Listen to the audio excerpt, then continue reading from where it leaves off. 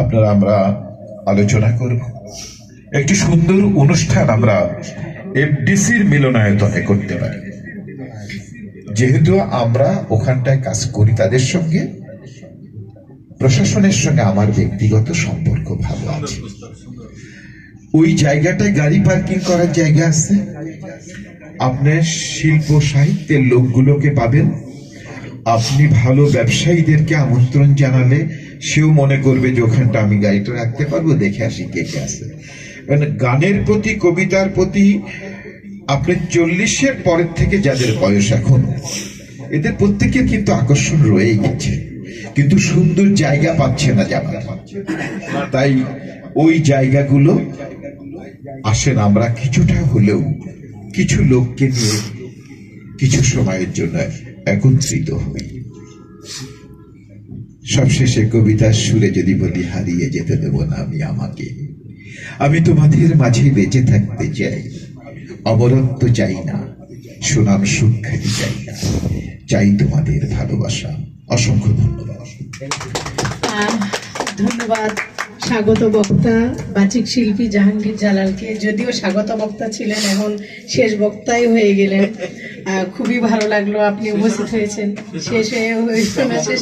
আর উনি আমাদের জালাল ভাই, জাহাঙ্গীর জালাল ভাই যেটা বলেছেন আমার খুবই ভালো লেগেছে কথা শুনে। অনেক আগে থেকে পরিকল্পনা আমার আছে, বছর শেষে আমরা শুরু করতে চাই অনুষ্ঠান দিয়ে আমাদের কবিতা সাহিত্যের যে সভা, এটা আমরা করব অবশ্যই। এবছরের হয়তো ডিসেম্বর মাসে আমরা করব,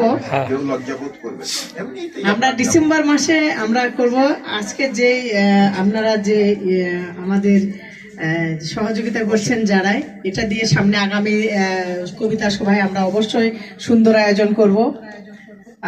এটা সকলের কাছে আমি দোয়া চাই যেন আমি করতে পারি। আমি একত্রিত, আজকে আমার এত গান হয়, এত কিছু হয়, হয়তো তাৎক্ষণিক ভালো লাগে, কিন্তু আজকের যে প্রশান্তি, আমার সবার সাথে দেখা হয়ে কবিদের সাথে অনেকদিন পর, আরেকদিনও দেখা হয়েছে আজকে আরো 2-4 জন, যিনি হচ্ছে কবি খান মোহাম্মদ সালেক ভাই, ওনাকে কখন আমি চিনি না, উনি এসে আমাকে ফোন দিচ্ছেন যে এখানে একটা কবিতার অনুষ্ঠান হওয়ার কথা, কোথায়, মানে কে এটা, উনি কিছু আগে চলে গেছেন।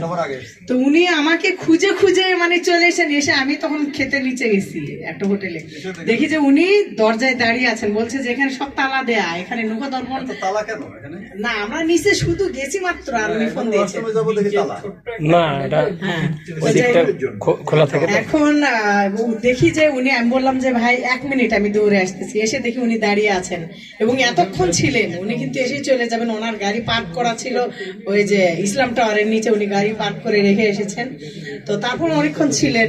এই যে কবিতার টানে উনি চলে এসেছেন, আমি ওনাকে চিনিও না জানিও না, কবিতার টানে চলে এসেছেন, তাৎক্ষণিক আমি নাম দিয়েছি ওনাকে। উনি অনেক ভালো মানুষ এবং সাংবাদিক, এবং ওই যে খাতা কিসের যেন পড়ে গেছে।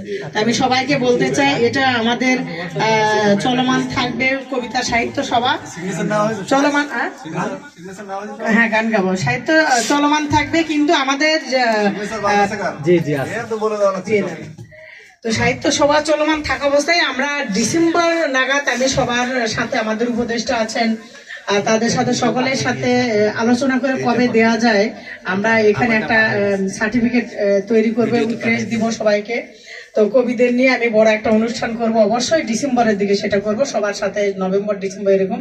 বছর শেষ কিন্তু আমাদের শুরু হবে তখন থেকেই, তো হয়তো মান্থলি বা 2 মাস পরে একদিন, বা হয়তো 3 মাস পরে, এরকম করে আমরা প্রোগ্রাম করবো। আর সাপ্তাহিক বা মাসিক আমার মনে হয় মাসে একটা করে কবিকে কবিতা সন্ধ্যা দিব। শুধু তার পরিচিতি থাকবে, তার কবিতা থাকবে, তার আলোচনা থাকবে, এবং আমরা আলোচক যারা থাকবো তারা, আমরা ওই কবিতা নিয়ে আমরা হচ্ছে নেগেটিভ না, পজিটিভলি তাকে আমরা কথা বলবো সেই কবিতার উপরে। এটা আমরা করতে চাই। তো সবাই আমাকে দোয়া করবেন। আর আমার গানের অনুষ্ঠানও এখনই শুরু হয়ে যাবে 15-20 মিনিটের ভিতরে আপনাদের।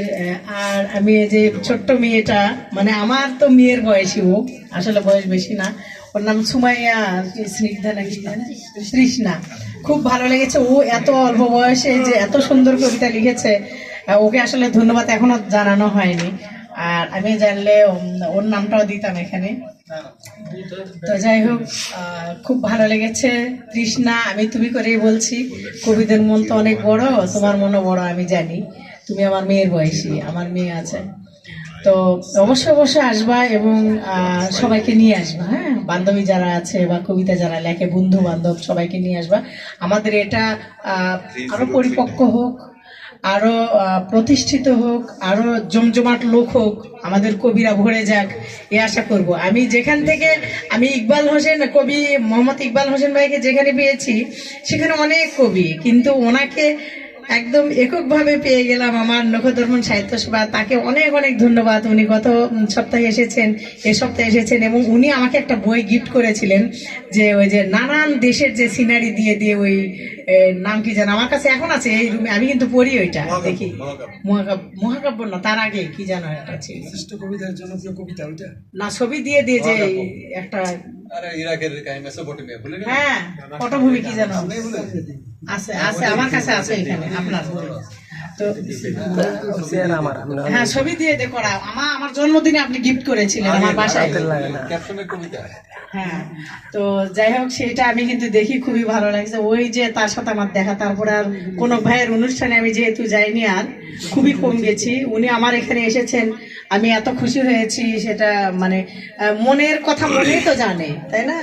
এখানে ওনার কথা আমি মানে উনি এসেছেন, হয়তো আমি কিছুই বলিনি, কিন্তু মনে মনে অনেক খুশি হয়েছি। এবং আমি চাই উনি তো আসবেনই, ওনার সাথে আরো কবিরা আসবেন। যাই হোক, আমি আমার গানটুকু আমি গিয়ে তারপরে আমি আমার